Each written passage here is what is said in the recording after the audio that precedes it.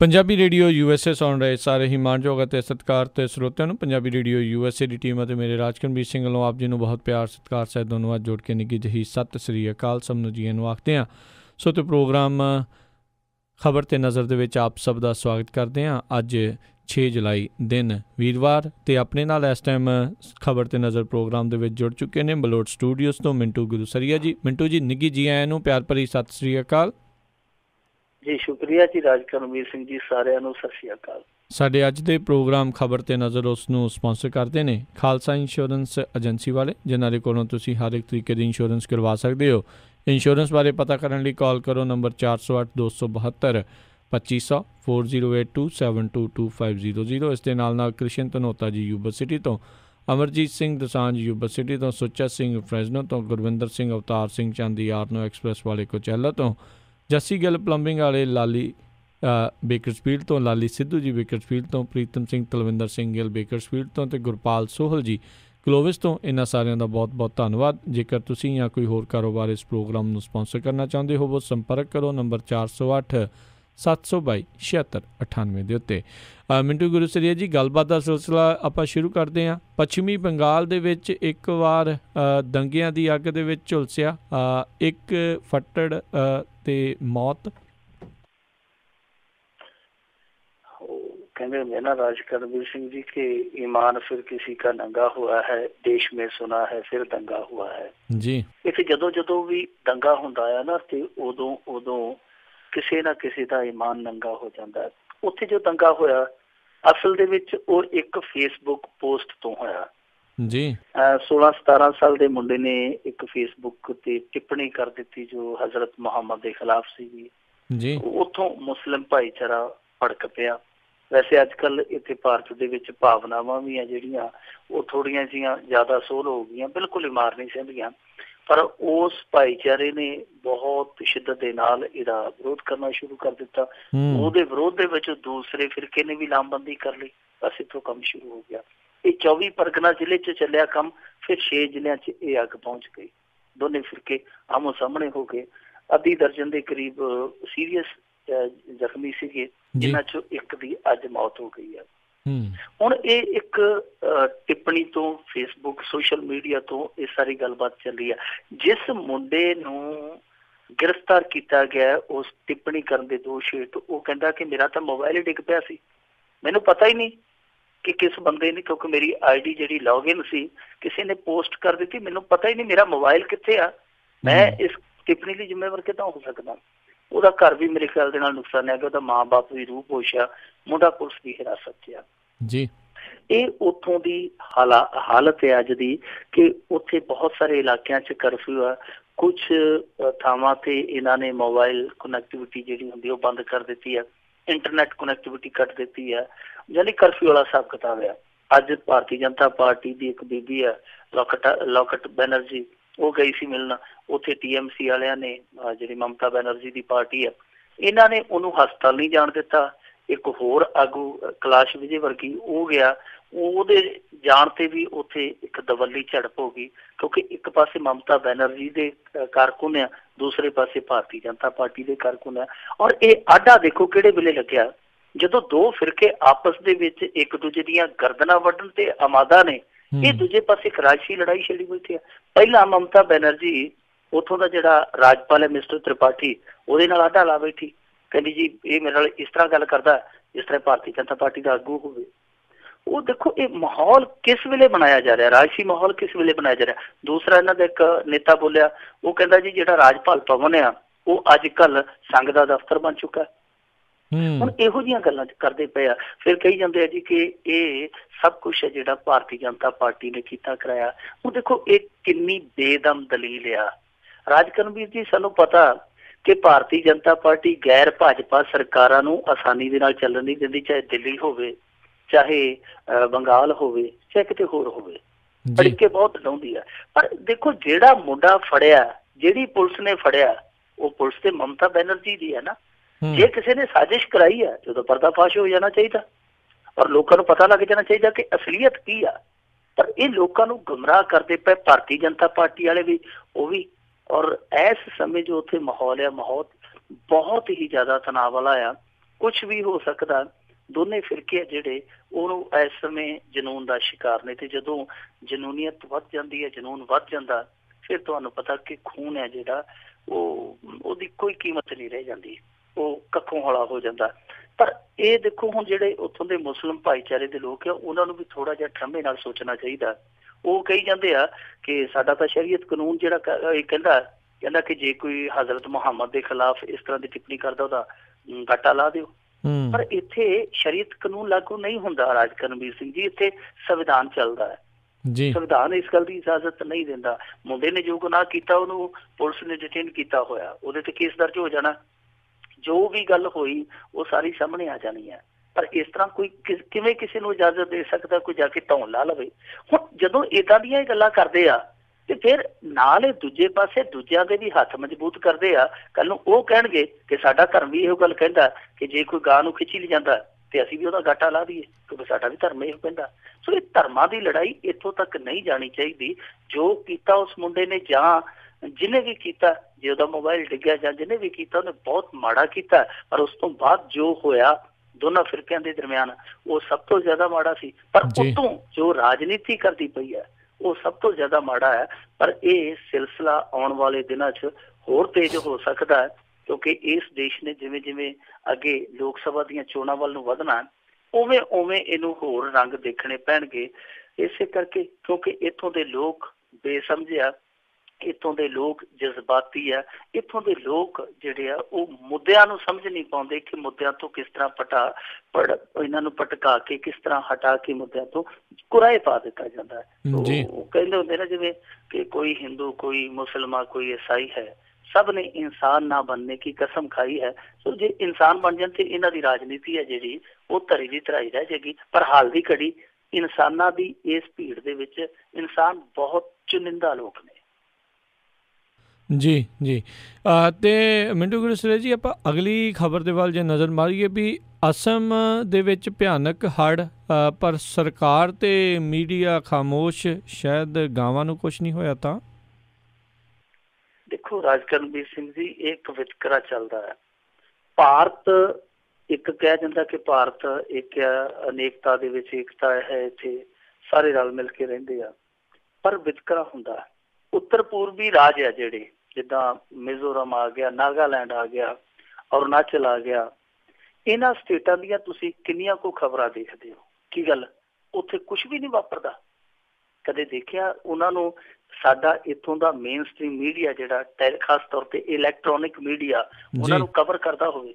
ਕਿੰਨੇ ਕੁ ਰਿਪੋਰਟਰ ਹੈ ਇਹਨਾਂ ਦੇ ਉੱਥੇ? ਕੀ ਗੱਲ ਉੱਥੇ ਕੋਈ ਸਮੱਸਿਆ ਹੀ ਹੈ ਨਹੀਂ ਲੋਕਾਂ ਦੀ? ਸਭ ਕੁਛ ਮਿਲਦਾ ਉੱਥੇ ਲੋਕਾਂ ਨੂੰ? ਨਹੀਂ, ਉਹਨਾਂ ਦੀਆਂ ਸਮੱਸਿਆਵਾਂ ਆਮ ਲੋਕਾਂ ਦੇ ਨਾਲੋਂ ਜ਼ਿਆਦੀਆਂ। ਪਰ ਇੱਥੇ ਇੱਕ ਵਿਤਕਰਾ ਹੁੰਦਾ ਹੈ। ਇਹਨਾਂ ਦੀ ਨਜ਼ਰ ਦੇ ਵਿੱਚ ਭਾਰਤ ਹੈ ਜਿਹੜਾ ਉਹ ਪੰਜਾਬ, ਹਰਿਆਣਾ, ਹਿਮਾਚਲ, ਕਸ਼ਮੀਰ, ਦਿੱਲੀ, ਇਹ ਰਾਜ ਆ, ਕੁਛ ਰਾਜ। ਬਾਕੀ ਇਹਨਾਂ ਲਈ ਜਿਹੜੇ ਬਿਮਾਰੂ ਰਾਜ ਕਹਿ ਦਿੰਦੇ, ਕਿਸੇ ਨੂੰ ਬਿਮਾਰੂ ਰਾਜ ਕਹਿ ਦਿੰਦੇ ਆ, ਕਿਸੇ ਨੂੰ ਪਹਾੜੀ ਰਾਜ ਕਹਿ ਦਿੰਦੇ ਆ, ਉੱਤਰੀ ਪੂਰਬੀ ਰਾਜ ਕਹਿ ਦਿੰਦੇ ਆ। ਯਾਨੀ ਵੱਖੋ ਵੱਖਰਾ ਦ੍ਰਿਸ਼ਟੀਕੋਣ ਹੈ ਭਾਰਤ ਨੂੰ ਵੇਖਣ ਦਾ ਇਹਨਾਂ ਲੋਕਾਂ ਦਾ। ਸੋ ਉੱਤਰੀ ਪੂਰਬੀ ਰਾਜਾਂ ਨੂੰ ਵੀ ਇਸੇ ਨਜ਼ਰੀਏ ਨਾਲ ਵੇਖਿਆ ਜਾਂਦਾ ਕਿ ਉਹ ਤੇ ਬਸ ਤੁਰੇ ਫਿਰਦੇ ਆ ਸਾਡੇ ਨਾਲ, ਤੁਰੇ ਆਉਂਦੇ ਆ ਸਾਡੇ ਨਾਲ। ਪਰ ਤੁਸੀਂ ਇਹ ਦੇਖੋ ਕਿ ਉੱਥੇ ਇੰਨਾ ਭਿਆਨਕ ਹੜ੍ਹ ਆਇਆ, ਉਹਦੀ ਕਦੇ ਖਬਰ ਹੀ ਨਹੀਂ ਵੇਖੀ ਅਸੀਂ। ਇਸ ਸਮੇਂ ਉੱਥੇ 3.5 ਲੱਖ ਬੰਦਾ ਇਸ ਹੜ੍ਹ ਤੋਂ ਪ੍ਰਭਾਵਿਤ ਆ। ਉੱਥੇ ਰਾਜ ਕਰਨਵੀਰ ਸਿੰਘ ਜੀ ਬ੍ਰਹਮਪੁੱਤਰ ਦਰਿਆ ਵਗਦਾ। ਉਹਨੂੰ ਦਰਿਆ ਨਾ ਕਹੀਏ, ਉਹਨੂੰ ਨਦ ਕਹਿ ਸਕਦੇ ਹਾਂ। ਭਾਰਤ ਦੇ ਵਿੱਚ ਬਾਕੀ ਸਾਰੀਆਂ ਨਦੀਆਂ ਇੱਕੋ ਇੱਕ ਨਦ ਆ, ਉਹ ਹੈ ਬ੍ਰਹਮਪੁੱਤਰਾ। ਉਹ ਜਦੋਂ ਚੜ੍ਹਦਾ, ਕਿਉਂਕਿ ਉਹਦੀ ਚੜਾਈ ਬਹੁਤ ਆ ਔਰ ਉਹਦਾ ਖੇਤਰਫਲ ਵੀ ਬਹੁਤ ਆ, ਲੰਬਾਈ ਵੀ ਬਹੁਤ ਆ। ਸੋ ਜਦੋਂ ਚੜ੍ਹਦਾ ਇਹਨਾਂ ਮਾਨਸੂਨ ਦੇ ਦਿਨਾਂ ਦੇ ਵਿੱਚ ਤੇ ਫਿਰ ਉਹ ਤਬਾਹੀਆਂ ਲੈ ਕੇ ਆਉਂਦਾ। ਔਰ ਇਹਦਾ ਸਭ ਤੋਂ ਜ਼ਿਆਦਾ ਪ੍ਰਭਾਵ ਪੈਂਦਾ ਅਸਮ ਤੇ। ਕਰੀਮਗੰਜ ਇੱਕ ਜ਼ਿਲ੍ਹਾ ਹੈ ਉੱਥੇ, ਉਸ ਜ਼ਿਲ੍ਹੇ ਤੇ ਬਹੁਤ ਮਾਰ ਪੈਂਦੀ ਹੈ ਜੀ। ਐਤਕੀ ਵੀ ਮੇਰੇ ਖਿਆਲ ਦੇ ਨਾਲ ਸਭ ਤੋਂ ਜ਼ਿਆਦਾ ਪ੍ਰਭਾਵਿਤ ਜ਼ਿਲ੍ਹਾ ਉਹੀ ਆ। ਹੁਣ ਦੇਖੋ 3.5 ਲੱਖ ਲੋਕ ਪ੍ਰਭਾਵਿਤ ਆ, ਜਿਹਦੇ ਚੋਂ ਮੇਰੇ ਖਿਆਲ ਦੇ ਨਾਲ 30-40 ਤੇ ਮੌਤਾਂ ਵੀ ਹੋਈਆਂ ਔਰ 1 ਲੱਖ ਏਕੜ ਫਸਲ ਜਿਹੜੀ ਤਬਾਹ ਹੋ ਚੁੱਕੀ ਹੈ ਹੁਣ ਤੱਕ। ਇੰਨਾ ਨੁਕਸਾਨ ਹੋ ਚੁੱਕਾ ਉੱਥੇ, ਪਰ ਕੋਈ ਸਾਰ ਨਹੀਂ ਲਈ ਜਾ ਰਹੀ, ਕੋਈ ਇਮਦਾਦ ਨਹੀਂ ਭੇਜੀ ਜਾ ਰਹੀ, ਕੋਈ ਰਾਹਤ ਟੀਮ ਨਹੀਂ ਭੇਜੀ ਜਾ ਰਹੀ। ਹਾਲ ਦੀ ਘੜੀ ਕੋਈ ਅਪੀਲ ਵੀ ਨਹੀਂ ਕੀਤੀ। ਨਹੀਂ ਤੇ ਆਮ ਤੌਰ ਤੇ ਜਦੋਂ ਇਸ ਤਰ੍ਹਾਂ ਦਾ ਕਿਤੇ ਹੜ੍ਹ ਆਉਂਦਾ ਕਿਤੇ ਇਸ ਤਰ੍ਹਾਂ ਦੀ ਕੋਈ ਕੁਦਰਤੀ ਵਿਪਤਾ ਪੈਂਦੀ ਹੈ ਤੇ ਅਪੀਲ ਕੀਤੀ ਜਾਂਦੀ ਹੈ ਕੇਂਦਰ ਵੱਲੋਂ ਕਿ ਲੋਕ ਵੀ ਡੋਨੇਟ ਕਰਦੇ ਵੱਖੋ ਵੱਖਰੀਆਂ ਚੀਜ਼ਾਂ, ਪਰ ਇਸ ਵਾਰੀ ਕੁਛ ਵੀ ਨਹੀਂ ਹੋਇਆ। ਹੁਣ ਦੇਖੋ ਆਉਣ ਵਾਲੇ ਦਿਨਾਂ 'ਚ ਕੁਛ ਕਰਦੇ ਆ ਜਾਂ ਨਹੀਂ ਕਰਦੇ, ਪਰ ਇਹ ਵਿਤਕਰੇ ਵਾਲੀ ਜਿਹੜੀ ਗੱਲ ਹੈ ਨਾ ਉਹ ਥੋੜ੍ਹੀ ਜਿਹੀ ਚੁੱਭਦੀ ਆ, ਕਿਉਂਕਿ ਉਹ ਵੀ ਲੋਕ ਆ ਜਿਹੜੇ ਉਹ ਇੱਥੋਂ ਦੇ ਆਵਾਮ ਦਾ ਹਿੱਸਾ ਨੇ, ਇੱਥੋਂ ਦੇ ਵਸਿੰਦੇ ਨੇ, ਉਹਨਾਂ ਨੂੰ ਫੌਰੀ ਤੌਰ ਤੇ ਇਮਦਾਦ ਦੇਣੀ ਚਾਹੀਦੀ ਸੀ। ਇੰਨੀ ਪਛੜ ਕੇ ਜੇ ਗਈ ਵੀ ਤੇ ਫਿਰ ਉਹਨਾਂ ਸਿਰ 'ਚ ਮਾਰਨੀ ਹੈ। ਉਹ ਜੇ ਵਿਤਕਰਿਆਂ ਤੋਂ ਚੇਤਾ ਆਉਂਦਾ, ਜਦੋਂ 1999 ਚ ਉੜੀਸਾ 'ਚ ਹੜ੍ਹ ਆਏ ਸਨ ਨਾ ਰਾਜ ਕਰਨਵੀਰ ਸਿੰਘ ਜੀ, ਉਦੋਂ ਇਹਨਾਂ ਨੇ ਅਪੀਲ ਕੀਤੀ ਸੀਗੀ, ਔਰ ਅਪੀਲ ਕੀਤੀ ਸੀ ਕਿ ਪੁਰਾਣੇ ਕਿਸੇ ਕੋਲ ਵਸਤਰ ਆ, ਪੁਰਾਣੇ ਕੰਬਲ ਆ ਤੇ ਦੇ ਕੇ ਜਾਓ। ਲੋਕਾਂ ਨੇ ਦਿਲ ਖੋਲ ਕੇ ਦਿੱਤੇ ਸੀ। ਦਾਨੀ ਆ ਲੋਕ ਭਾਰਤ ਦੇ, ਅਸੀਂ ਕੋਈ ਗੱਲ ਨਹੀਂ ਹੈ, ਥੋੜੇ ਚੋਂ ਥੋੜਾ ਵੀ ਦੇ ਦਿੰਦੇ ਆ। ਫਿਰ ਬਾਅਦ ਚ 2 ਸਾਲਾਂ ਬਾਅਦ ਮੋਦੀ ਸਾਹਿਬ ਦੇ ਗ੍ਰਹਿ ਸੂਬੇ ਗੁਜਰਾਤ ਦੇ ਵਿੱਚ ਭੁਚਾਲ ਆਇਆ ਸੀ, ਤੁਹਾਨੂੰ ਯਾਦ ਹੋਣਾ, ਬਹੁਤ ਮਾਰੂ ਭੁਚਾਲ ਸੀ, ਫਨਾਹ ਕਰਕੇ ਰੱਖ ਦਿੱਤਾ ਸੀ ਉਹਨੇ ਗੁਜਰਾਤ ਨੂੰ। ਉਸ ਤੋਂ ਬਾਅਦ ਵੀ ਇੱਕ ਅਪੀਲ ਕੀਤੀ ਗਈ ਸੀ ਦੇਸ਼ ਦੇ ਨਾਲ। ਉਹ ਅਪੀਲ ਕੀ ਸੀ? ਉਹ ਕਹਿੰਦੇ ਸੀਗੇ ਜੀ ਕੱਪੜੇ, ਕੰਬਲ, ਹੋਰ ਜਿਹੜੀਆਂ ਘਰੇਲੂ ਉਪਯੋਗ ਦੇ ਵਿੱਚ ਵਸਤੂਆਂ ਆਉਂਦੀਆਂ ਨੇ ਉਹ ਸਾਰੀਆਂ ਦਾਨ ਕੀਤੀਆਂ ਜਾਣ, ਔਰ ਦਿਲ ਖੋਲ ਕੇ ਦਾਨ ਕੀਤੀਆਂ ਜਾਣ। ਪਰ ਨਾਲ ਇੱਕ ਇੰਸਟਰਕਸ਼ਨ ਦਿੱਤੀ ਗਈ ਕਿ ਦੇਖੋ ਜੀ ਪੁਰਾਣਾ ਮਾਲ ਨਹੀਂ ਚੱਲੇਗਾ, ਇੱਥੇ ਨਵਾਂ ਮਾਲ ਚੱਲੇਗਾ। ਕਿਉਂ? ਕਿਉਂਕਿ ਗੁਜਰਾਤ ਦੇ ਵਿੱਚ ਲੋਕ ਸਵੈਮਾਨ ਵਾਲੇ ਆ, ਲੋਕ ਅਮੀਰ ਆ, ਉਹ ਪੁਰਾਣੀਆਂ ਚੀਜ਼ਾਂ ਨਹੀਂ ਲੈਣਗੇ। ਹੁਣ ਦੇਖੋ ਉੜੀਸਾ ਲਈ ਪੁਰਾਣਾ ਮਾਲ, ਗੁਜਰਾਤ ਲਈ ਬਿਲਕੁਲ ਨਵਾਂ ਅਨਲੱਗ ਮਾਲ। ਇਹ ਵਿਤਕਰੇ ਦੀ ਇੰਤਹਾ ਸੀ, ਇਹ ਵਿਤਕਰੇ ਦੀ ਮਿਸਾਲ ਸੀਗੀ। ਸੋ ਇਸ ਤਰ੍ਹਾਂ ਨਹੀਂ ਸੋਚਣਾ ਚਾਹੀਦਾ। ਸਾਡੇ ਪ੍ਰਧਾਨ ਮੰਤਰੀ ਸਾਹਿਬ ਜਿਹੜੇ ਕਿ ਵੱਖੋ ਵੱਖਰੇ ਦੇਸ਼ਾਂ ਦੇ ਦੌਰੇ ਕਰਦੇ ਪਏ, ਔਰ ਉਹਨਾਂ ਦੇ ਦੌਰੇ ਨਿਰੰਤਰ ਜਾਰੀ ਹੈ, ਉਹਨਾਂ ਨੂੰ ਇੱਕ ਦੌਰਾ ਛੋਟਾ ਜਿਹਾ ਅਸਾਮ ਦਾ ਵੀ ਕਰਾਉਣਾ ਚਾਹੀਦਾ। ਜੀ ਜੀ ਜੀ। ਅਗਲੀ ਆਪਾਂ ਮਿੰਟੂ ਗੁਰਸਲੇ ਜੀ ਗੱਲ ਕਰਦੇ ਹਾਂ। ਸੁਪਰੀਮ ਕੋਰਟ ਨੇ ਕਿਹਾ ਮੁਆਵਜ਼ਾ ਖੁਦਕੁਸ਼ੀਆਂ ਦਾ ਹੱਲ ਨਹੀਂ, ਪਰ ਇਹ ਸਮੱਸਿਆ ਰਾਤੋਂ ਰਾਤ ਦੂਰ ਨਹੀਂ ਹੋਵੇਗੀ। ਦੇਖੋ ਰਾਜ ਕਰਨਵੀਰ ਸਿੰਘ ਜੀ, ਗੁਜਰਾਤ ਦੇ ਕੁਝ ਸਮਾਜ ਸੇਵੀ ਸੱਜਣਾ ਨੇ ਸੁਪਰੀਮ ਕੋਰਟ 'ਚ ਇੱਕ ਪਟੀਸ਼ਨ ਪਾਈ ਸੀਗੀ ਕਿਸਾਨਾਂ ਨਾਲ ਜੁੜੀ ਕਿ ਗੁਜਰਾਤ ਦੇ ਵਿੱਚ ਕਿਸਾਨ ਖੁਦਕੁਸ਼ੀਆਂ ਕਰਦੇ ਪਏ। ਪਹਿਲੀ ਗੱਲ ਤੇ ਇਹ ਆ ਕਿ ਕਦੇ ਸਾਡੇ ਮੀਡੀਆ ਨੇ, ਇੱਥੋਂ ਦੇ ਮੀਡੀਆ ਨੇ ਦੱਸਿਆ ਕਿ ਗੁਜਰਾਤ ਦਾ ਕਿਸਾਨ ਵੀ ਖੁਦਕੁਸ਼ੀ ਕਰਦਾ। ਅਸੀਂ ਮਹਾਰਾਸ਼ਟਰ ਬਾਰੇ ਸੁਣਦੇ ਹਾਂ, ਅਸੀਂ ਪੰਜਾਬ ਬਾਰੇ ਸੁਣਦੇ ਹਾਂ, ਅਸੀਂ ਉੱਤਰ ਪ੍ਰਦੇਸ਼ ਬਾਰੇ ਸੁਣਦੇ ਹਾਂ, ਅਸੀਂ ਮੱਧ ਪ੍ਰਦੇਸ਼ ਬਾਰੇ ਸੁਣਦੇ ਹਾਂ, ਅਸੀਂ ਤਮਿਲਨਾਡੂ ਬਾਰੇ ਸੁਣਦੇ ਹਾਂ, ਕਦੇ ਗੁਜਰਾਤ ਦੀ ਖਬਰ ਨਹੀਂ ਆਈ। ਤੇ ਜੇ ਉੱਥੇ ਸਭ ਕੁਛ ਠੀਕ ਠਾਕ ਆ ਤੇ ਫਿਰ ਇਹ ਸੱਜਣ ਜਿਹੜੇ ਸੁਪਰੀਮ ਕੋਰਟ 'ਚ ਗਏ ਆ, ਇਹਨਾਂ ਨੂੰ ਕੀ ਚਾਅ ਚੜਿਆ ਸੀ? ਇਹਨਾਂ ਨੇ ਜਾ ਕੇ ਉੱਥੇ ਪਟੀਸ਼ਨ ਪਾਈ ਕਿ ਗੁਜਰਾਤ ਦਾ ਕਿਸਾਨ ਮਰਦਾ ਪਿਆ। ਉਸ ਪਟੀਸ਼ਨ ਤੇ ਸੁਣਵਾਈ ਹੋਈ, ਪਰ ਉਹ ਕੱਲੀ ਫਿਰ ਗੁਜਰਾਤ ਦੀ ਨਹੀਂ ਰਹੀ, ਉਹਨੂੰ ਆਲ ਇੰਡੀਆ ਪੱਧਰ ਤੇ ਕਰ ਦਿੱਤਾ ਗਿਆ ਤੇ ਸਾਰੇ ਰਾਜਾਂ ਦੇ ਕਿਸਾਨਾਂ ਨੂੰ ਵਿੱਚ ਜੋੜ ਲਿਆ ਗਿਆ ਸੁਪਰੀਮ ਕੋਰਟ ਵੱਲੋਂ ਕਿ ਅਸੀਂ ਪੂਰੇ ਦੇਸ਼ ਦੇ ਕਿਸਾਨਾਂ ਦੀ ਸੁਣਵਾਈ ਕਰਾਂਗੇ ਇਸ ਪਟੀਸ਼ਨ ਦੇ ਮਾਰਫਤ। ਸੋ ਉਹ ਸੁਣਵਾਈ ਹੋਈ ਆ। ਅੱਜ ਕੇਂਦਰ ਵਾਲੇ ਵੀ ਉੱਥੇ ਗਏ ਸਨ, ਜਵਾਬ ਦਾਖਲ ਇਹਨਾਂ ਨੇ ਕੀਤਾ। ਸੋ ਪਹਿਲਾਂ ਤੇ ਉਹਨਾਂ ਨੇ ਇਹ ਗੱਲ ਸਾਫ਼ ਕਹੀ ਹੈ ਸੁਪਰੀਮ ਕੋਰਟ ਵਾਲਿਆਂ ਨੇ, ਉਹਨਾਂ ਨੇ ਆਖਿਆ ਕਿ ਦੇਖੋ ਜਿਹੜਾ ਤੁਸੀਂ ਕਹਿੰਦੇ ਹੋ ਨਾ ਕਿ ਅਸੀਂ ਖੁਦਕੁਸ਼ੀਆਂ ਤੋਂ ਬਾਅਦ ਮੁਆਵਜ਼ਾ ਦਿੰਦੇ ਹਾਂ, ਇਹ ਮੁਆਵਜ਼ਾ ਕੋਈ ਪੱਕਾ ਹੱਲ ਨਹੀਂ ਹੈ। ਇਹਨਾਂ ਖੁਦਕੁਸ਼ੀਆਂ ਦਾ ਹੱਲ ਤੁਹਾਨੂੰ ਲੱਭਣਾ ਪਵੇਗਾ। ਪਰ ਜਦੋਂ ਇਹਨਾਂ ਨੇ ਇਹ ਗੱਲ ਕਹੀ, ਕਹਿੰਦੇ ਜੀ ਕਿ ਦੇਖੋ ਹੱਲ ਇਹ ਛੇਤੀ ਨਹੀਂ ਨਿਕਲਣਾ, ਕਿਉਂਕਿ ਅਸੀਂ ਫਸਲੀ ਬੀਮਾ ਯੋਜਨਾ ਸ਼ੁਰੂ ਕੀਤੀ ਹੈ, ਉਹਦਾ ਜਿਹੜਾ ਸਿੱਟਾ ਆਏਗਾ ਉਹ 1 ਸਾਲ ਤੋਂ ਬਾਅਦ ਆਏਗਾ, ਸਾਨੂੰ ਹਾਲੇ ਥੋੜਾ ਸਮਾਂ ਚਾਹੀਦਾ। ਇਸ ਗੱਲ ਤੇ ਇਹ ਸੁਪਰੀਮ ਕੋਰਟ ਸਹਿਮਤ ਹੋ ਗਈ। ਉਹ ਕਹਿੰਦੇ ਕਿ ਵਾਕਈ ਰਾਤੋਂ ਰਾਤ ਇਹ ਸਿੱਟਾ ਨਹੀਂ ਨਿਕਲਣਾ, ਥੋੜਾ ਸਮਾਂ ਚਾਹੀਦਾ ਤੇ ਥੋੜਾ ਉਹਨਾਂ ਨੇ ਸਮਾਂ ਦਿੰਦਾ। ਉਹਨਾਂ ਆਖਿਆ ਕਿ ਘੱਟੋ ਘੱਟ ਹਾਂ ਬਿਲਕੁਲ ਸਾਲ ਤੇ ਬਣਦਾ ਹੀ ਹੈ। 6 ਮਹੀਨਿਆਂ ਦੀ ਤਰੀਕ ਪੈ ਗਈ ਹੈ। ਰਾਜ ਕਰਨਵੀਰ ਸਿੰਘ ਜੀ, ਫਸਲੀ ਬੀਮਾ ਵਾਲੀ ਯੋਜਨਾ ਜਿਹੜੀ ਉਹਨੂੰ ਤੇ ਲਾਗੂ ਕੀਤਿਆਂ ਨੂੰ 2 ਸਾਲ ਹੋ ਗਏ ਆ, ਸਾਲ ਬਾਅਦ ਹਾਲੇ ਹੋਰ ਉਹਨੇ ਰਿਜ਼ਲਟ ਦੇਣਾ। ਉਹ ਐਸੀ ਕਿਹੜੀ ਚਾਲ ਚੱਲਦੀ ਪਈ ਆ ਕਿ ਉਹਨੂੰ ਰਿਜ਼ਲਟ ਦੇਣ ਲੱਗੇ 3 ਸਾਲ ਲੱਗਣੇ ਆ ਜੀ। ਅਸਲ ਦੇ ਵਿੱਚ ਸੁਪਰੀਮ ਕੋਰਟ ਦੇ ਅੰਦਰ ਕੇਂਦਰ ਤਰ੍ਹਾਂ ਤਰ੍ਹਾਂ ਦੀਆਂ ਪੈਂਤੜੇ ਬਾਜ਼ੀਆਂ ਖੇਡਦੀ ਹੈ। ਅਸਲ 'ਚ ਇਹਨਾਂ ਦੀ ਨੀਤੀ ਹੈ ਜਿਹੜੀ, ਨੀਤੀ ਕਾਹਦੀ ਬਦਨੀਤੀ ਕਹਿ ਲਓ, ਇਹਨਾਂ ਨੇ ਇਹ ਜਿਹੜਾ ਕਿਸਾਨ ਆ, ਕਿਸਾਨ ਨੂੰ ਭੂਮੀਹੀਨ ਕਰਕੇ ਮੰਡੀ, ਖੁੱਲੀ ਮੰਡੀ ਦਾ ਮਜ਼ਦੂਰ ਬਣਾਉਣਾ, ਸਸਤੀ ਲੇਬਰ ਔਰ ਕਾਰਪੋਰੇਟ ਦੇ ਗੁਲਾਮ ਕਹਿ ਸਕਦੇ ਹਾਂ ਕਿ ਕਾਰਪੋਰੇਟ ਦੇ ਗੁਲਾਮ ਕਰਨੇ ਆ ਪੈਦਾ ਵੱਧ ਤੋਂ ਵੱਧ ਦੇਸ਼ ਦੇ ਵਿੱਚ। ਉਹੀ ਨੀਤੀ ਹੈ। ਦੇਖੋ ਹੁਣ ਜਿਹੜੀ 1 ਸਾਲ ਦੀ ਮਿਆਦ ਲਈ ਗਈ ਸੁਪਰੀਮ ਕੋਰਟ 'ਚ, ਕਿੱਡੀ ਇਹ ਚਤੁਰਤਾ ਹੈ, ਕਿੱਡੀ ਚਪਲਤਾ ਹੈ। ਕਿਉਂਕਿ ਦੇਖੋ ਸਰਕਾਰ ਹੈ ਜਿਹੜੀ ਉਹ ਲਗਭਗ 3.25 ਸਾਲ ਦਾ ਆਪਣਾ ਵਕਫਾ ਪੂਰਾ ਕਰ ਚੁੱਕੀ ਹੈ। 1 ਸਾਲ ਦੀ ਤਰੀਕ, 1 ਸਾਲ ਦੀ ਮਿਆਦ, ਇਹਦਾ ਮਤਲਬ ਕਿ 4 ਸਾਲ ਤੋਂ ਉੱਤੇ ਚਲੇ ਜਾਣਗੇ ਤੇ ਪਿੱਛੇ ਫਿਰ ਗੋਡੇ ਰਹਿ ਗਏ ਉਹਨਾਂ ਦੀ ਟਰਮ 'ਚ।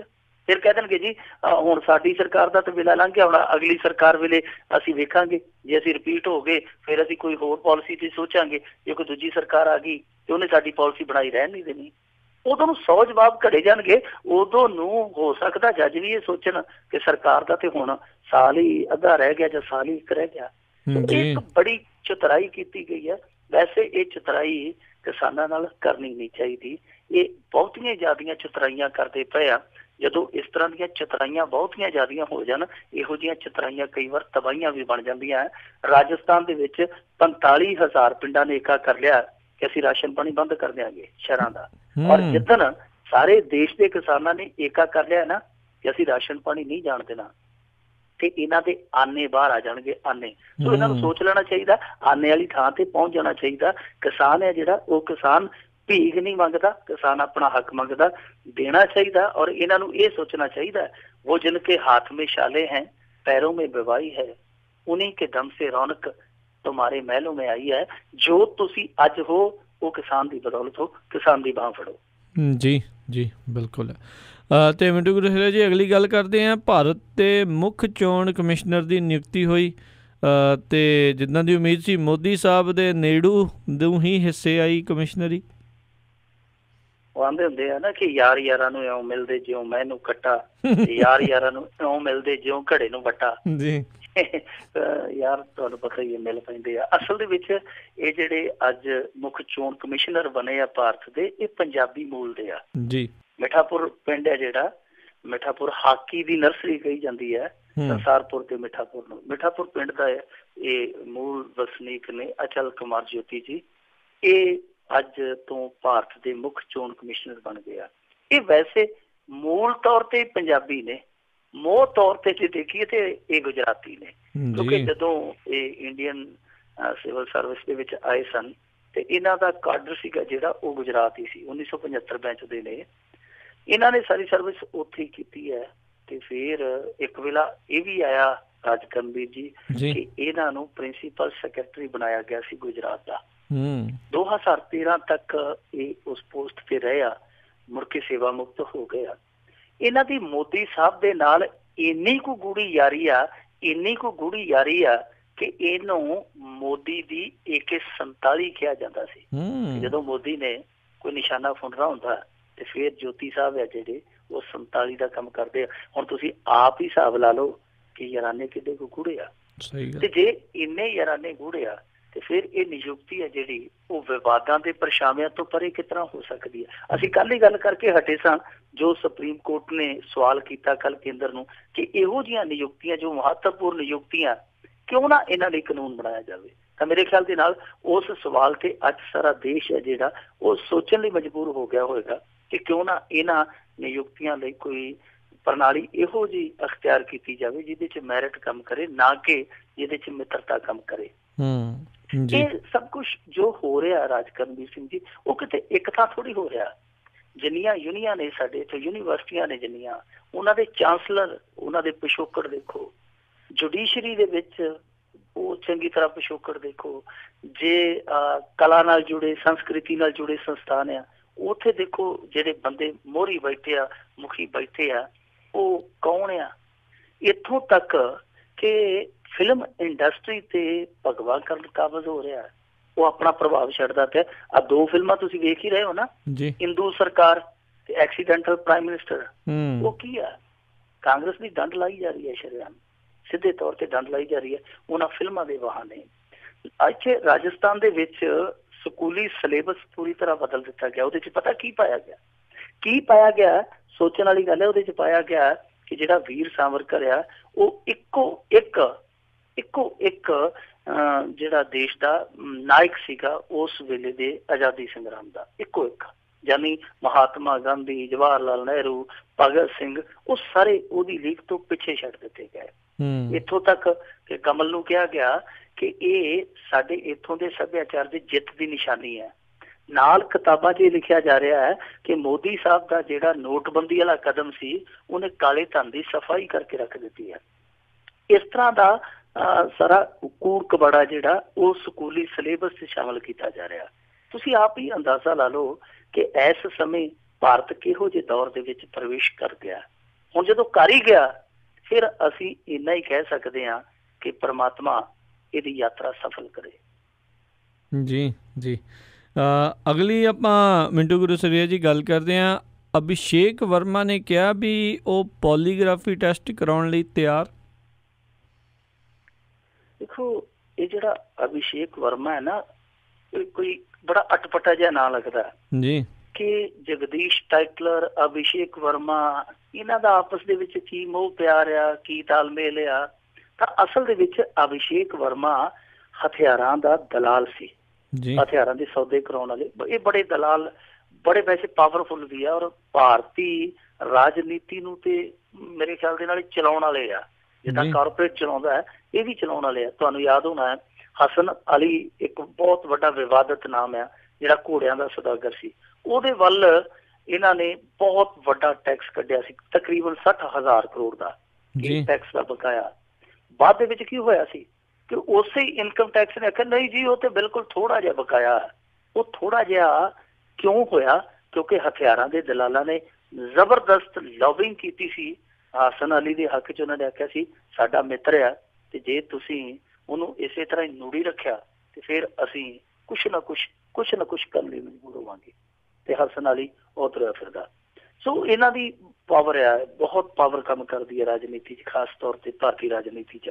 ਇਹ ਜਿਹੜਾ ਅਭਿਸ਼ੇਕ ਵਰਮਾ ਸੀ ਇਹਨਾਂ ਦਲਾਲਾਂ 'ਚ ਇੱਕ ਹੀ ਸੀਗਾ। ਜਿਹੜਾ ਵਾਰ ਰੂਮ ਲੀਕੇਜ ਵਾਲਾ ਮਾਮਲਾ ਹੈ ਉਹਦੇ 'ਚ ਵੀ ਅਭਿਸ਼ੇਕ ਵਰਮਾ ਦਾ ਰੋਲ ਸੀ, ਜੋ ਕਾਗਜ਼ ਪੱਤਰ ਲੀਕ ਹੋਇਆ ਸੀਗਾ ਨੇਵੀ ਵਾਲੇ ਮਹਿਕਮੇ 'ਚੋਂ। ਸੋ ਅਭਿਸ਼ੇਕ ਵਰਮਾ ਦੀ ਜਦੋਂ ਡਾਇਰੀ ਫੜੀ ਗਈ, ਉਸ ਡਾਇਰੀ ਦੇ ਵਿੱਚ ਪਤਾ ਨਹੀਂ, ਮੈਨੂੰ ਪੱਕਾ ਨਹੀਂ ਯਾਦ, 1.5 ਕਰੋੜ ਸੀ ਜਾਂ 2 ਕਰੋੜ, ਉਹਦਾ ਇੱਕ ਜ਼ਿਕਰ ਸੀ ਜਿਹੜਾ ਟਾਈਟਲਰ ਦੇ ਨਾਮ ਤੇ ਸੀ। ਜਦੋਂ ਪੁੱਛਗਿੱਛ ਹੋਈ ਕਿ ਇਹ ਰਕਮ ਕਾਹਦੇ ਲਈ ਕਿੱਥੇ ਗਈ ਹੈ, ਅਭਿਸ਼ੇਕ ਵਰਮਾ ਮੰਨਿਆ ਸੀ, ਉਹਨੇ ਆਖਿਆ ਸੀ ਇਹ ਰਕਮ ਹੈ ਜਿਹੜੀ ਉਹ ਅਸੀਂ ਬਾਹਰ ਭੇਜੀਏ ਫਲਾਣੇ ਬੰਦੇ ਨੂੰ।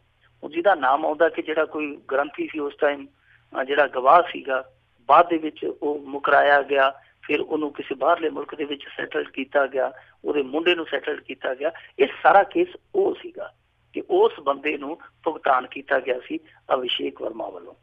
ਹੁਣ ਇਹਨਾਂ ਦਾ ਆਪਸੀ ਰੌਲਾ ਪਿਆ, ਬਾਅਦ ਦੇ ਵਿੱਚ ਕਾਫੀ ਰੌਲਾ ਪਿਆ। ਉਦਾਂ ਦੱਸਦੇ ਕਿ ਕਾਰੋਬਾਰੀ ਸਾਥੀ ਵੀ ਸਨ। ਸੋ ਉੱਥੋਂ ਹੀ ਇਹ ਮਸਲਾ ਚੱਲਿਆ। ਫਿਰ ਚੱਲਦਾ ਜਿਹੜਾ ਸੀਗਾ ਉਹ ਇੱਥੋਂ ਤੱਕ ਪਹੁੰਚ ਗਿਆ। ਵੈਸੇ ਵਿੱਚੋਂ CBI ਨੇ ਇਹਨੂੰ 1-2 ਵਾਰੀ ਕਲੀਨ ਚਿੱਟ ਵੀ ਦੇ ਦਿੱਤੀ ਜਗਦੀਸ਼ ਟਾਈਟਲਰ ਨੂੰ, ਪਰ ਬਾਅਦ ਦੇ ਵਿੱਚ ਉਹ ਕਲੀਨ ਚਿੱਟ ਕੈਂਸਲ ਵੀ ਹੋ ਗਈ। ਇਹ ਸਿਲਸਿਲਾ ਪਿਛਲੀ ਸਰਕਾਰ ਵੇਲੇ ਵੀ ਚੱਲਿਆ, ਕਦੇ ਕਲੀਨ ਚਿੱਟ ਦੇ ਦਿੱਤੀ, ਕਦੇ ਕਲੀਨ ਚਿੱਟ ਵਾਪਸ ਲੈ ਲਈ। ਉਦੋਂ ਭਾਜਪਾ ਵਾਲੇ ਰੌਲਾ ਪਾਉਂਦੇ ਸਨ ਕਿ ਆਪਦੇ ਬੰਦਿਆਂ ਨੂੰ ਬਚਾਉਂਦੇ ਆ। ਫਿਰ ਭਾਜਪਾ ਦੇ ਰਾਜ ਦੇ ਵਿੱਚ ਇਹ ਹੋ ਗਿਆ ਤੇ ਕਾਂਗਰਸੀ ਕਹਿੰਦੇ ਕਿਉਂ ਸਾਡੇ ਤੇ ਇਲਜ਼ਾਮ ਲਾਉਂਦੇ ਸੀ। ਹੁਣ ਦੱਸੋ, ਹੁਣ ਵੀ ਕਲੀਨ ਚਿੱਟ ਮਿਲ ਗਈ, ਫਿਰ ਕਲੀਨ ਚਿੱਟ ਕੈਂਸਲ ਕਰ ਦਿੱਤੀ। ਸੋ ਇੱਕ ਖੇਡ ਜੀ ਤੁਰੀ ਜਾਂਦੀ ਆ। ਹੁਣ ਉਹਦੇ ਵਿੱਚ ਪਹਿਲਾਂ ਤੇ ਉਹ ਟਾਈਟਲਰ ਕਹਿੰਦਾ ਹੁੰਦਾ ਸੀਗਾ ਕਿ ਮੇਰਾ ਟੈਸਟ ਕਰਾ ਲਓ ਝੂਠ ਫੜਨ ਵਾਲੀ ਮਸ਼ੀਨ ਦੇ ਵਿੱਚ, ਮੈਂ ਵਿਦਾ ਆ ਗਿਆ। ਫਿਰ ਜਦੋਂ ਕੋਰਟ ਨੇ ਕਿਹਾ ਕਿ ਆ ਜਾ ਕਰੀਏ, ਉਦੋਂ ਭੱਜ ਖਲੋਤਾ। 2 ਵਾਰੀ ਉਹ ਹੁਣ ਜਵਾਬ ਦੇ ਚੁੱਕਾ। ਅਭਿਸ਼ੇਕ ਵਰਮਾ ਨੇ ਇਹ ਗੱਲ ਅਦਾਲਤ ਦੇ ਮੂਹਰੇ ਕਹੀ ਹੈ ਕਿ ਮੈਂ ਤਿਆਰ ਹਾਂ, ਮੇਰੀ ਇੱਕ ਸ਼ਰਤ ਆ ਕਿ ਪੋਲੀਗ੍ਰਾਫ ਟੈਸਟ ਹੈ ਜਿਹੜਾ ਟਾਈਟਲਰ ਦਾ ਵੀ ਕਰਾਇਆ ਜਾਵੇ, ਮੇਰਾ ਵੀ ਕਰਾਇਆ ਜਾਵੇ ਤੇ ਨਾਲ ਉਹਦਾ ਵੀ ਕਰਾਇਆ ਜਾਵੇ। ਫਿਰ ਪਤਾ ਲੱਗ ਜੂ ਝੂਠ ਕੌਣ ਬੋਲਦਾ, ਸੱਚ ਕੌਣ ਬੋਲਦਾ। ਤੇ ਅਭਿਸ਼ੇਕ ਵਰਮਾ ਨੇ ਨਾਲ ਇਹ ਕਿਹਾ ਕਿ ਦੇਖੋ ਮੇਰੀ ਔਰ ਮੇਰੇ ਪਰਿਵਾਰ ਦੀ ਜਾਨ ਨੂੰ ਖਤਰਾ, ਜੇ ਇਹ ਤੁਸੀਂ ਕਰਾਉਣਾ ਪੋਲੀਗ੍ਰਾਫ ਟੈਸਟ ਮੈਂ ਤਿਆਰ ਹਾਂ, ਪਰ ਉਹ ਬਸ਼ਰਤੇ ਹੈ ਕਿ ਇੱਕ ਤੇ ਉਹ ਜਗਦੀਸ਼ ਟਾਈਟਲਰ ਹੋਵੇ ਨਾਲ ਮੇਰੇ, ਔਰ ਦੂਸਰਾ ਕਿ ਮੇਰੇ ਪਰਿਵਾਰ ਦੀ ਜਾਨ ਮਾਲ ਦੀ ਹਿਫਾਜ਼ਤ ਤੁਸੀਂ ਓਟੋ। ਹੁਣ ਇਹ ਤੇ ਨਿਰਭਰ ਕਰਦਾ ਅਦਾਲਤ ਤੇ।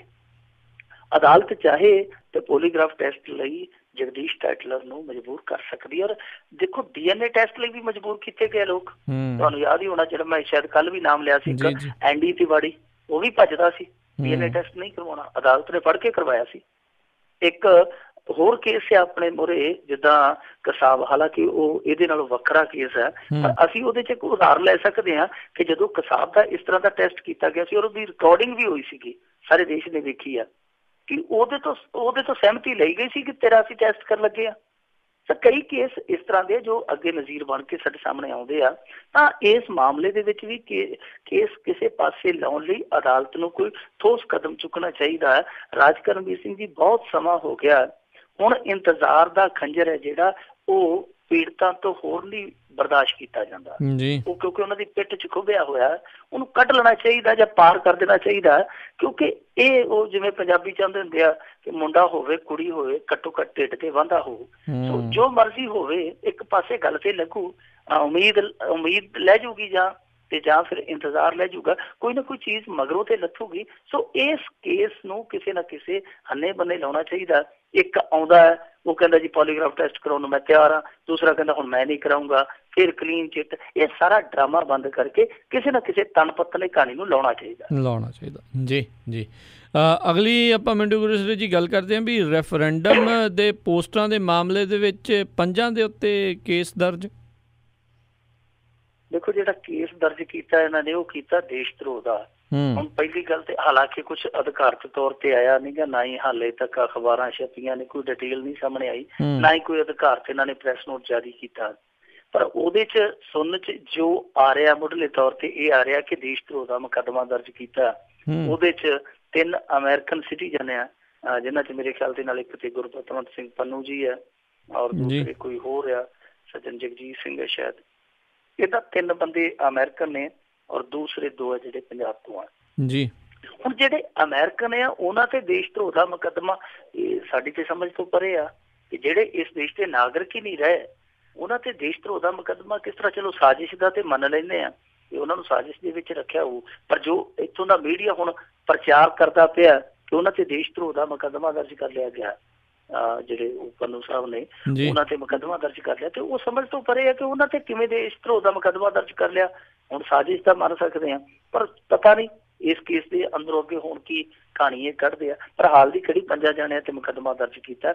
3 ਅਮਰੀਕਨ ਸਿਟੀਜ਼ਨ ਆ, 2 ਆ ਜਿਹੜੇ ਉਹ ਇੱਥੋਂ ਦੇ ਆ, ਜਿਨ੍ਹਾਂ 'ਚ ਇੱਕ ਮੋਹਾਲੀ ਦਾ ਕੋਈ ਇੱਥੋਂ ਦਾ ਹਰਪ੍ਰੀਤ ਸਿੰਘ ਜੰਮੂ ਆ ਜਿਹੜਾ ਉਹ ਪੰਜਾਬ ਦਾ, ਪਤਾ ਨਹੀਂ ਜੰਮੂ ਦਾ ਜਾਂ ਉਹਦਾ ਸਰਨੇਮ ਜੰਮੂ ਆ, ਹਾਲੇ ਕੁਛ ਸਪਸ਼ਟ ਨਹੀਂ ਹੋ ਰਿਹਾ।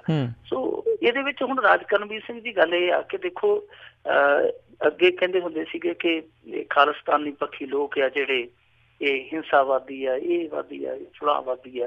ਹੁਣ ਦੇਖੋ ਜੇ ਉਹ ਇਸ ਚੀਜ਼ ਤੋਂ ਇਸ ਲੀਕ ਤੋਂ ਹਟ ਕੇ ਕੋਈ ਚੀਜ਼ ਮੰਗ ਰਿਹਾ ਔਰ ਉੱਥੇ ਖਾਲਿਸਤਾਨ ਸ਼ਬਦ ਨਹੀਂ ਲਿਖਿਆ ਗਿਆ, ਇਹ ਇੱਕ ਬਹੁਤ ਵੱਡਾ ਭਰਮ ਭੁਲੇਖਾ ਖੜਾ ਕੀਤਾ ਜਾ ਰਿਹਾ। ਜਿਹੜਾ ਇੱਥੋਂ ਦਾ ਮੀਡੀਆ ਉਹ ਇਸ ਨੂੰ ਖਾਲਿਸਤਾਨੀ ਮੁੱਦੇ ਨਾਲ ਜੋੜ ਰਿਹਾ, ਜਦ ਕਿ ਜਿਹੜੇ ਉਹ ਹੈਗੇ ਨੇ ਰੈਫਰੈਂਡਮ ਵਾਲੇ ਹੋਰਡਿੰਗਸ ਉਹਨਾਂ ਤੇ ਕਿਤੇ ਵੀ ਕੋਈ ਇਹੋ ਜਿਹਾ ਜ਼ਿਕਰ ਨਹੀਂ ਹੈ। 2020 ਪੰਜਾਬ ਇੰਡੀਪੈਂਡੈਂਸ ਇਸ ਤਰ੍ਹਾਂ ਦਾ ਕੋਈ ਵਰਡ, ਹਾਂਜੀ ਰੈਫਰੈਂਡਮ ਕੋਈ ਇਸ ਤਰ੍ਹਾਂ ਦੀ ਵਰਡਿੰਗ ਹੈ।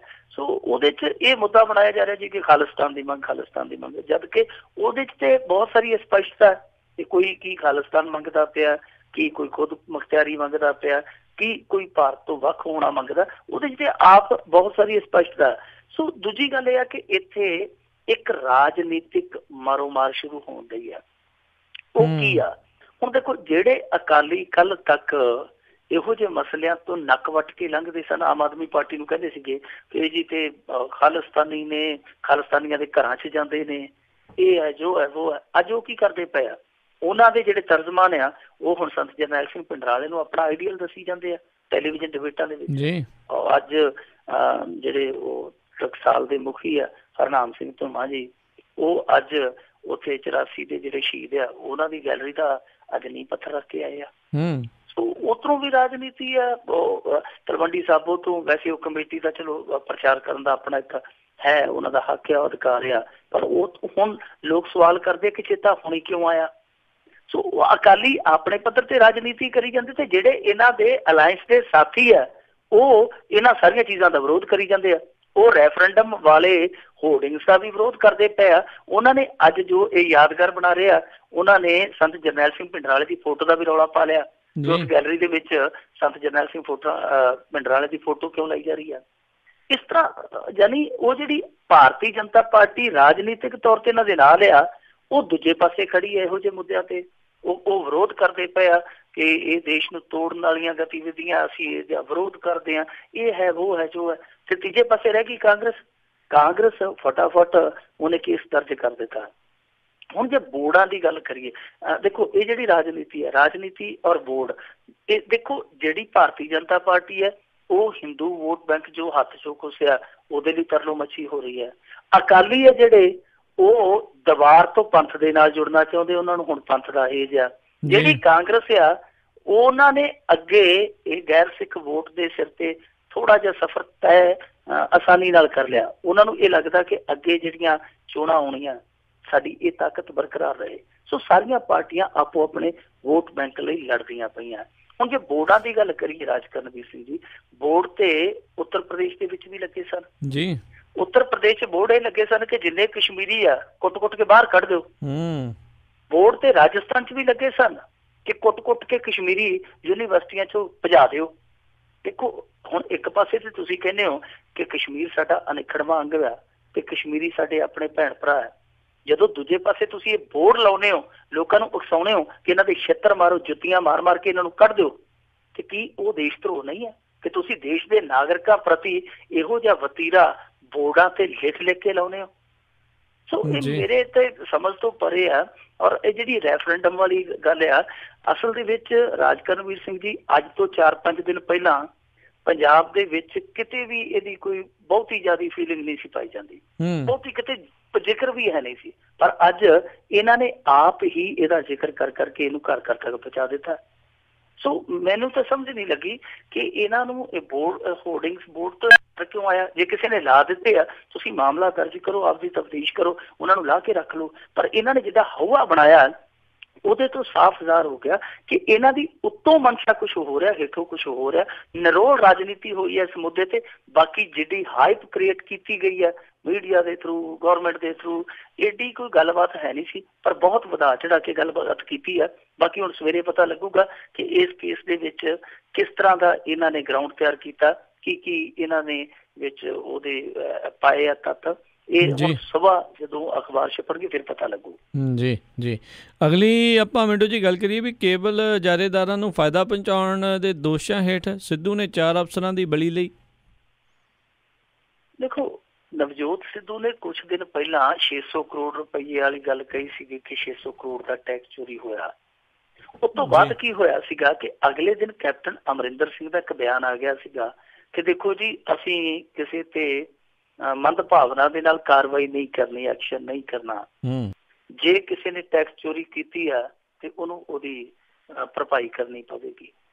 ਇਹ ਦੋਨੇ ਬਿਆਨ ਜਿਹੜੇ ਸੀਗੇ ਵਿਰੋਧਾਭਾਸ ਵਾਲੇ ਸੀ ਕਿ ਨਵਜੋਤ ਸਿੱਧੂ ਜਿੱਦਾਂ ਬੜੇ ਜੋਸ਼ ਦੇ ਵਿੱਚ ਆ ਕੇ ਬੋਲਦਾ, ਤੁਹਾਨੂੰ ਪਤਾ ਹੀ ਆ, ਮਾਈਕ ਖੋਣ ਤੱਕ ਜਾਂਦਾ, ਤਾਂ ਉਹਦਾ ਕੋਈ ਤੇਵਰ ਹੋਰ ਸੀਗਾ। ਕੈਪਟਨ ਅਮਰਿੰਦਰ ਸਿੰਘ ਦਾ ਤੇਵਰ ਬਿਲਕੁਲ ਉਲਟ ਸੀ। ਲੋਕ ਹੈਰਾਨ ਸਨ। ਔਰ ਫਿਰ ਇਹ ਨਵਜੋਤ ਸਿੱਧੂ ਦੇ ਬਿਆਨ ਤੋਂ ਬਾਅਦ ਹੀ ਕੈਪਟਨ ਅਮਰਿੰਦਰ ਸਿੰਘ ਨੇ ਕਿਹਾ ਜੀ ਕਿ ਅਸੀਂ ਰੈਗੂਲੇਟਰੀ ਨਹੀਂ ਲੈ ਕੇ ਆਵਾਂਗੇ, ਕੇਬਲ ਨੈਟਵਰਕ ਦੇ ਕੰਮ 'ਚ ਅਸੀਂ ਇਸ ਤਰ੍ਹਾਂ ਦੀ ਕੋਈ ਰੈਗੂਲੇਟਰੀ ਨਹੀਂ ਲੈ ਕੇ ਆਵਾਂਗੇ। ਜਦ ਕਿ 18 ਮਾਰਚ ਨੂੰ ਜਦੋਂ ਇਹਨਾਂ ਦੀ ਪਹਿਲੀ ਕੈਬਨਿਟ ਦੀ ਮੀਟਿੰਗ ਹੋਈ ਸੀ, ਉਹਦੇ 'ਚ ਇਹਨਾਂ ਨੇ ਇਹ ਫੈਸਲਾ ਕੀਤਾ ਸੀਗਾ ਕਿ ਅਸੀਂ ਰੈਗੂਲੇਟਰੀ ਲੈ ਕੇ ਆਵਾਂਗੇ। ਲੋਕ ਹੈਰਾਨ ਸਨ ਕਿ ਯੂ ਟਰਨ ਕਿਵੇਂ ਵੱਜਦੇ ਪਏ ਆ। ਨਵਜੋਤ ਸਿੱਧੂ ਕਹਿੰਦਾ ਅਸੀਂ ਛੱਡਣਾ ਹੀ ਕੋਈ ਨਹੀਂ, ਢੱਕ ਦਿਆਂਗੇ ਅਮਰੂਦਾਂ ਦੀ ਰੇਹੜੀ, ਇਹ ਕਰ ਦਿਆਂਗੇ, ਉਹ ਕਰ ਦਿਆਂਗੇ। ਪਰ ਕੈਪਟਨ ਅਮਰਿੰਦਰ ਸਿੰਘ ਨਰਮਾਈ ਦਿਖਾਈ ਜਾਂਦੇ ਆ। ਫਿਰ ਇਹ ਗੱਲ ਸੁਣਨ ਦੇ ਵਿੱਚ ਆਈ ਕਿ ਕਿਤੇ ਨਾ ਕਿਤੇ ਇਸ ਮਸਲੇ ਤੇ ਨਵਜੋਤ ਸਿੱਧੂ ਤੇ ਕੈਪਟਨ ਅਮਰਿੰਦਰ ਸਿੰਘ ਦੇ ਦਰਮਿਆਨ ਥੋੜੀ ਤਨਾਤਨੀ ਵੀ ਹੋਈ ਆ। ਤੇ ਫਿਰ ਉਹੀ ਨਤੀਜਾ ਨਿਕਲਿਆ ਕਿ ਅੱਜ ਕੈਪਟਨ ਅਮਰਿੰਦਰ ਸਿੰਘ ਨੇ ਥੋੜਾ ਜਿਹਾ ਹੋਰ ਲਹਿਜੇ 'ਚ ਬਿਆਨ ਦੇ ਦਿੱਤਾ। ਉਹਨੇ ਕਿਹਾ ਕਿ ਫਸਟ ਵੇ PTC ਜਾਂ ਕਿਸੇ ਹੋਰ ਕੇਬਲ ਜਾਂ ਮੀਡੀਆ ਸੰਸਥਾ ਖਿਲਾਫ ਕਿਸੇ ਤਰ੍ਹਾਂ ਦੀ ਸੈਂਸਰਸ਼ਿਪ ਅਸੀਂ ਨਹੀਂ ਲਾਵਾਂਗੇ, ਪਰ ਜਿਹੜਾ ਟੈਕਸ ਉਲੰਘਣਾ ਵਾਲਾ ਮਾਮਲਾ ਹੈ ਉਹਦੇ 'ਚ ਕਿਸੇ ਨੂੰ ਬਖਸ਼ਿਆ ਨਹੀਂ ਜਾਏਗਾ।